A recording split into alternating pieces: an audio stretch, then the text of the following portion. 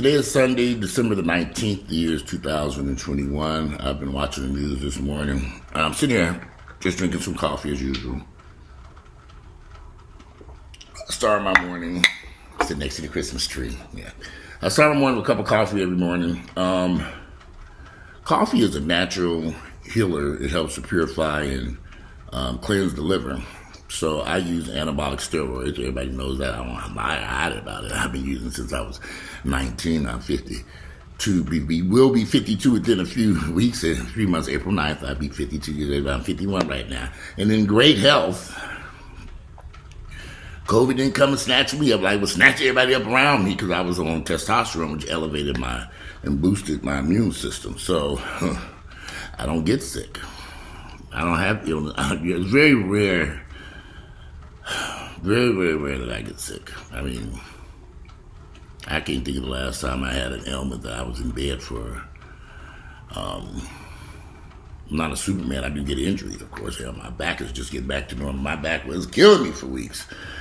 I went and saw a therapist, and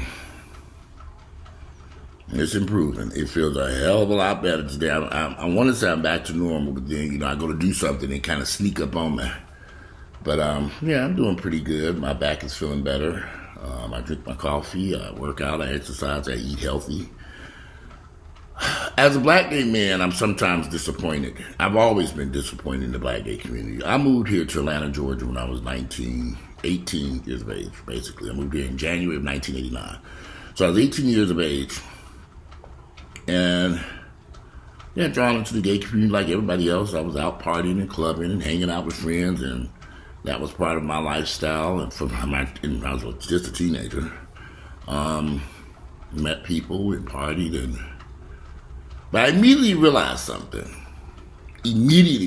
Something I also knew when I was in high school and elementary. I didn't fit in with everybody. I just stood out. I was just different. I don't even know the words to describe it, but when I first moved to Atlanta with the gay community, I realized I was different than those guys, and I didn't fit in with the community.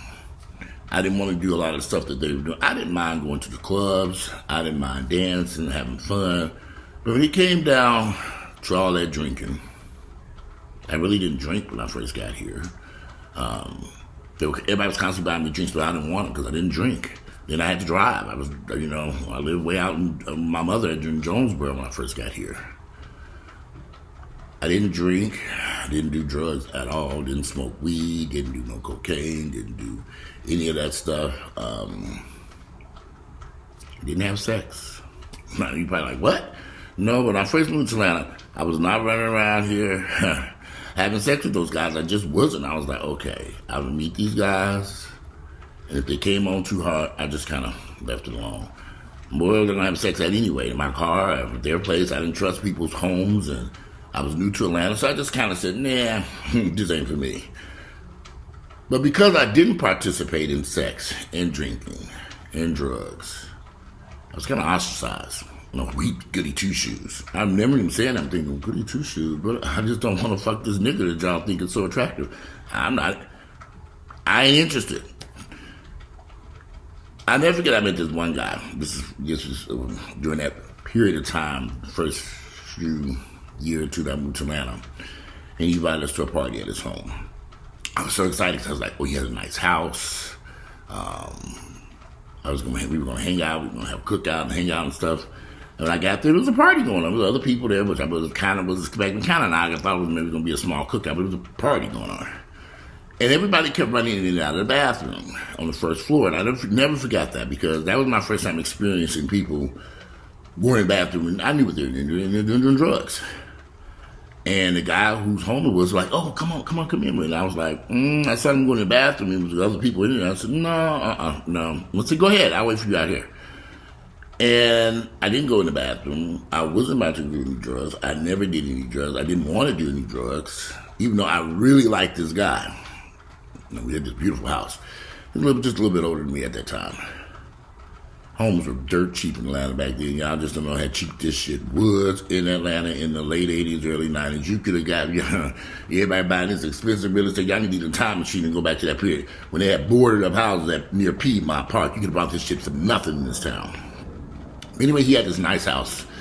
I can't remember where it was, but it was really, really nice. I mean, he had this, some renovations to it and everything back then, what I thought was nice. But anyway, later on, as the party was going on, one of the friends who I came with, my little crew that I had met, they were the ones running in and out of the bathroom with these people. And when we left, I said, oh, I really like that guy. They said, he ain't like you. I said, what? What do you mean? Because at the party, he was nice to me. We laughed, we talked, we played cards and everything. Yeah, he said he didn't want you to come back to his home no more. I said, why? And what did I do? He said, well, he didn't want you to come back. This individual, the brother that I had an interest in, made a decision that since I didn't do drugs, he didn't want me to come back to any of his events. This is the first time I experienced, you banned from a party. I've been banned from a lot of parties since that time. Fuck you niggas. But anyway, I was banned from coming back to his home because I didn't want to go in the bathroom and do cocaine with them niggas or whatever else is in there doing. I didn't want to do it. So I just said, okay, no big deal. I won't be going back over there no more. And I didn't go back over there. My friends be going over there. I didn't go. I mean, I'm not doing drugs. He's always kind of said, and I would see him out at the club and hanging out and do stuff. We'd be nice and hug and everything. Be friendly. We'd laugh. He'd be trying to kiss me and stuff. But, I was kind of like, dude, get the fuck out of my face. You weren't even man enough to come and tell me with your own two eyeballs, with your own mouth that you didn't want me at your home anymore because I didn't want to do no cocaine. The reason why I bring this up, and I know that's years ago, but nothing has changed. There's a great deal of peer pressure to the old people of youth when I was young to participate in drugs, in sex, in drinking, and partying. Or you're ostracized. They don't want you can't be a part of that community, or you can't be part of this crew, or this clique, or this whatever. Here's the interesting part. All the niggas are dead. All of them. They gotta have that nice house. The people who were over at that house, my little crew that I ran with, my little friends, they're all dead. They died over 25 years ago. They're dead. I made a choice to live. Right. I was criticized because I was going to get into the gym and working out and exercising. But them niggas were laid up drinking and drunk all fucking day and doing weed and coke and fucking every damn thing walking down the street. I didn't do any of that. I didn't want to. And I wasn't going to be pressured into doing that. Yeah, I got involved in some legal activities. I liked money back then. Who didn't like money? But that can't blame nobody but myself. I just got caught up in some bullshit that I thought that was really a good idea when I look back on it. I could have just did a whole lot of other stuff. I was young and stupid, and all I know them houses was cheap. I could have brought me a couple of miles and grabbed and went by the home building store. They just started Home Depot at that point, and fixed up them ragged houses. I made a killing if I jumped in real estate back then in the late 80s, early 90s. I got in real estate kind of mid to late 90s, by the time Olympics exploded. Well, I bought my first house in 1993, so yeah, it was early. But I feel sorry for people who are not able to stand on their own 2 feet. And what I mean by that is stand up against people trying to force you to do shit you don't want to do. I'm so grateful I never got involved in that whole drug scene. So many of my friends were doing drugs. They just snort cork. Snort cork. Usually they do it in the bathrooms. They don't do that no more in the bathrooms. They just do it at a party. They pass the plate around. They pass the plate. I pass somebody else. I don't want that shit. You be in a party having fun, everybody, you go. I never forget I went to this party a few years ago at this really, really nice home. It was a very handsome guy. It was really, I was like, man, this is a nice group of guys here. This is really, really nice. They were in there doing drugs and stuff. I said, okay, I don't do drugs. I went out on the patio and overlooked downtown Atlanta, and I was just staring at the city talking to this guy out there. And I went out there alone, No, I went up to the rooftop deck first. Then I came back on the patio. So as I'm out there in the patio, the room, I was out there for a while because the room was crowded with people. And I didn't really want to be around those people.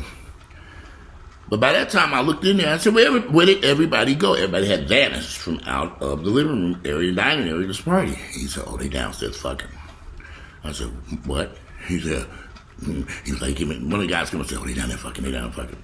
I was like, they're downstairs fucking. So all these guys, we at this party, decided to go down one level into this den area. I can't remember if you went down or up. I can't remember. It was one of the levels. They were all over there and rushed into this room and they're having sex. So one of the guys that was there with me, he was like, I'm not going down there. And Holly Dickman said, I'm not going down there either. And we had just met there. So there was all this food in the kitchen there. They had the food. The party was just starting. I went in and packed me a little go plate. I said, I'm going to need some of this food there. The caterer had dropped off food and stuff. That was another one of the parties. I went to go eat a brownie. I said, don't eat that brownie. I said, oh, okay. I put the brownie down because it was a lace brownie. He said, don't eat that. I said, oh, I know you don't want that brownie. I said, well, it looked good to me. He's like, So this was a few years back before brownies became all that popularity. Before I tried a brownie in the comfort of my home and realized that shit ain't for me. I almost killed my ass. I ain't touching no lace brownies. But they were down there fucking in the party, and when you leave, you have to walk by the door, and they were playing music, but you can hear them in there. I remember stopping at that door, and I said, they really in there? You can hear this. You know, y'all know how to love making sounds, right? Everybody grunting, man. They were in there. And I said, I remember talking to some of the guys at the party, nice, attractive guys. They were all ran down into this party. I left. It was probably about 1 o'clock in the morning. It's time for me to hit my ass home in the damn place. Maybe 1:30, something like that. I don't know. When I was leaving, I was walking down the street, and the guy was like, man, I just moved to Atlanta. I said, you just moved here? He said, man, every party I go to, this is how it ends. I said, well, this is kind of, I've never really been to a party ended like this. He said, man, every party I go to, it ends like this. And to the point, I don't even want to go to these parties. I was like, man, this was the first party I went to ended like that. And it hadn't quite ended. They were just getting started down there as far as I was doing. I was like, what them niggas in there doing? I'm just going in and peek. What y'all in doing? So I decided, I'm going home. Nice looking guys, just no ugly guys. That's what kind of threw me for that. I'm like, brothers race got it from me. They dropped that little stuff they were doing, and actually it was somebody's birthday party. I remember that. I remember it. But anyway, I never fit into the community that way because I wasn't interested in doing this drugs and sex and fucking and all this crazy shit. And goddamn, I just didn't want to do it. Not like,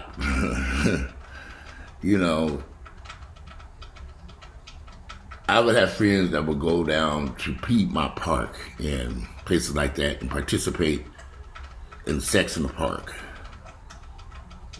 I never forget this. We went down to Piedmont Park. We were down there hanging out for a while during the daytime. As the sun went down, it was time to go. All of a sudden, everybody vanished.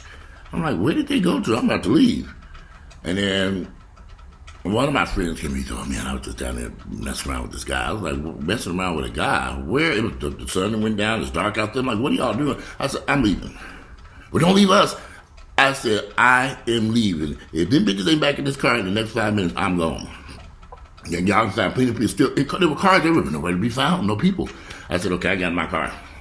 I left their asses right there at Piedmont Park. They can catch the train right up the street. I left them and went on home. I said, I'm not doing this.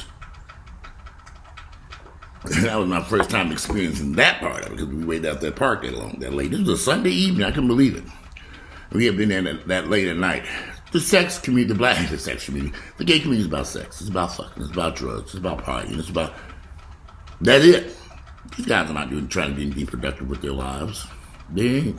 Doesn't matter their education, income, their life experiences, no matter what they look like. It's about sex and drugs. Sex and drugs. Sex and drugs and partying. And I don't want nothing to do with that. So I had to just separate myself from these guys. I said, I can't live my life like this. This ain't for me.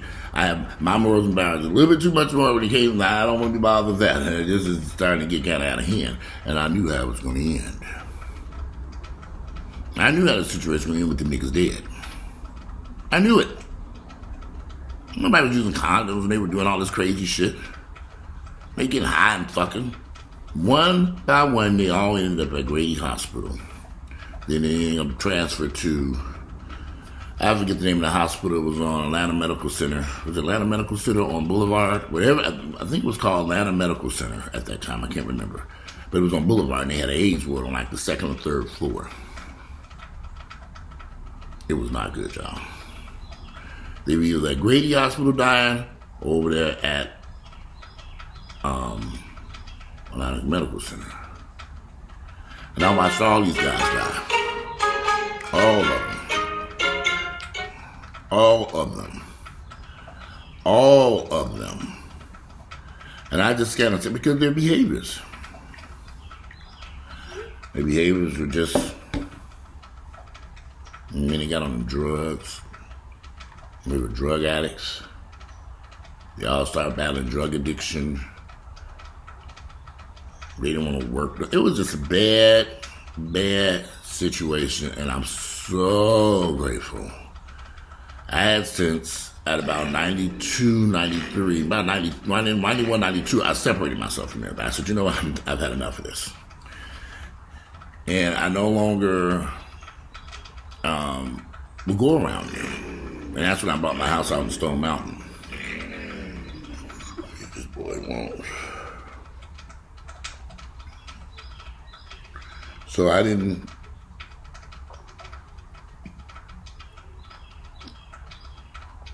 want to be around all that foolishness. And I'm grateful I made that decision. Oh, there were some times where I felt lonely and ostracized, and then I remember I bought the house in Stone Mountain, and I wanted to invite my friends over, and because I had a little housewarming party, and nobody showed up. Only people showed up were two people, Eric and Tony Boyens, who passed away. Tony Boyens came to the house. He was the one who really much showed me how to buy the house and walked me through the whole process. He was the only one that said, do you think they were going to show up, Walter?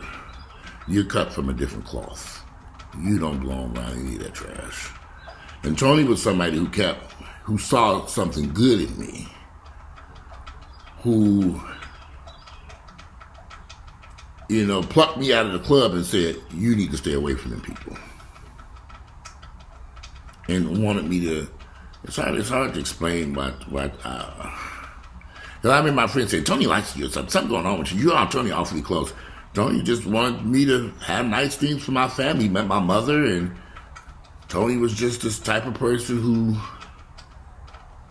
if almost like an older brother who was saying, don't do this and don't do that and don't go here and don't do that and don't do this shit. But he kind of said it to me like, nigga, don't fucking do this shit. You better, why the fuck you? And he would just kind of tear into me, and I just learned to just. Tony was a lot bigger than me. I was kind of scared of Tony, I'll be honest with you, because I didn't want to piss him off, because he's the only person in my corner. So when Tony would get upset, I'd just be like, oh shit, let me go over here and sit down and shut up. And I would admit I did some stupid shit I did. And then Tony would come around. I do stupid shit, and Tony would put me in my place. I do stupid shit, and it just reached the point when Tony said he was going to cut me off, I realized, oh shit, I'm going to be in trouble if Tony cut my ass off. And you just give up and say, okay, let me just do what he tells me to do. Or I would ask him, you think I can do this? Can you do this? Is that okay? And he'd try to say, do this way, do that. I said, okay, got it. I was grateful that someone like Tony in my life. Tony passed away in the late 90s from AIDS. Crazy part, I was with him the night he got sick. We were at this club, and the crowd started running, and Tony cut his leg on something and just never healed. And he had, over time, the leg infection, that's when he found out he was positive, and the leg never healed. And, because everybody went to get tested regularly back then, like they started pushing everybody to get tested. And his leg wouldn't heal, and he wouldn't allow them to cut his leg off. He wouldn't allow amputation. I mean, just was some crazy stuff, and I think Tony just was in the best of his mind, and I don't think he had family members who could, his mother or sister, who knew how to push to get him to. Tony just was people say, a lot of people don't like Tony. They say he's arrogant. He thinks he's somebody. Well, I like Tony. Tony kept me out of jail and a whole bunch of other shit and a whole bunch of heartache. And he was the one that set me down when he felt like he was positive. He just was, oh gosh. I mean, well, it's okay to be different, y'all. It's okay to not fit in. It's okay to go your own path, go down your own road. It's okay to do what's best for you because it's your life. It's your life that you live in. You know, a lot of people have criticized me for stuff I've said and things I've done. And I learned to say, fuck you, motherfuckers. Fuck them. For what? I mean, seriously. You gotta live your own life. This is my life. I'm living the way I want to live. I got to live this life. A lot of folks didn't make it to this point in my life in the black gay community. I have a few friends left over from that, a few associates. We were never really friends. I have a few associates from that period of time, in the early 90s, just a few. But the vast majority of those guys are dead. Like I said, they died over 25 years ago. It's like a whole nother world out there. But nothing has changed. The pressure to fit in is immense now because of social media, Facebook, Instagram. Everybody, there's this, they want you to fit in. The pressure is immense. And if you don't know how to stand on your own 2 feet and do what's best for you, you're going to be in a world of trouble. Instagram and Facebook and social media is all fake. It's all fake. But some people think this stuff is real. They see the people traveling, the fancy clothes, the expensive cars, the apartments that they take pictures in that ain't their apartment, the pictures that they take in these fancy nightclubs, and all. Everybody wants to live this life. And people don't realize how there's certain aspects of their life if these people are paying the price for them. Drugs are a huge part. Drugs and prostitution rule Instagram. But if you don't know that, how do you think they get into them fancy apartments, them fancy cars, them nice rides, them fancy hotel rooms, and beautiful vacations and expensive clothes, but don't nobody work no damn where. They don't work nowhere. They're influencers. They're influencing something, all right. Influencing somebody. Them men and women on there are escorts and prostitutes. But nobody discusses this. They're all escorting and prostituting in the background, all of them. People pay for sex in various ways. Some people want expensive clothes or shoes, or if you're lucky enough, maybe somebody will buy you a couch. Who knows? I've heard some stories though. One of the guys that goes to the gym with me a few years back, he went on now this was a married man, married to a woman, this white woman. He went on this guy he met, he went on a Mediterranean cruise with this man for like 2 or 3 months. This was this white guy's dream cruise, and he went with them. He go with his wife, because he paid him to go on this cruise. He was paid to go on this. When they got back from this cruise, that older white man bought that man a brand new Jeep, cash, for him to come on this trip. Now, I remember asking, y'all didn't do nothing on this cruise? Oh, no, I don't do that type of stuff. I'm thinking, you just went on this cruise. They was with this man for 2-3 months. Y'all cruised all over the Mediterranean. He brought you clothes and food. Y'all ate in fancy restaurants, and you were really acting like you were his date. And nothing happened between you all. And when you got back, he bought you this beautiful Jeep, fully loaded Rubicon, cash. I'm thinking, dude,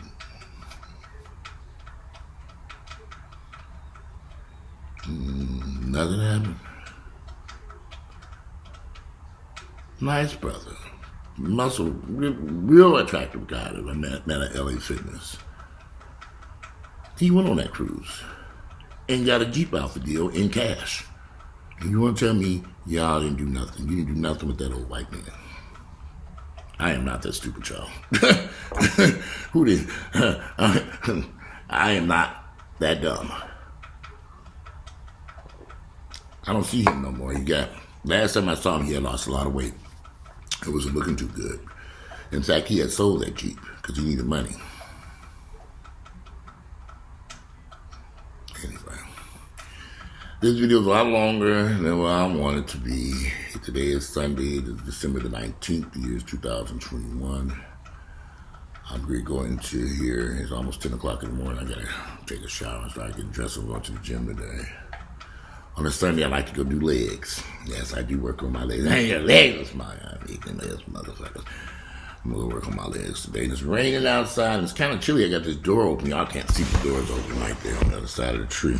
You see the Christmas tree? Yeah. No. Any old way, you can see Black Santa over here hanging out in the window. He keep the robbers and the burglars from in there. They see his ass holding that pistol in his hand. That's right, he got a gun in his fucking hand. Shoot these niggas because they break in here. But anyway, I'm about to get out of here. You know, first I'm going to go get some breakfast. 10 o'clock. I'm going to cook some breakfast first. But I'm going to get the video first. If you like my videos, click like, share them with your family members and friends. Live your own life. Do what makes you happy. You only got one life. I've lost a lot of friends who I bet you if they had a chance to do it again, they probably would do something different. You never know, but I think they would choose a different path. Anyway, I'm out of here. Don't forget to click my like and ring the bell and get subscribed to my channel, whatever all that shit they want y'all to do. But I'm out of here. Enjoy the rest of your Sunday. It's Sunday, December 19th, the year is 2021. I'm out of here. Enjoy your day.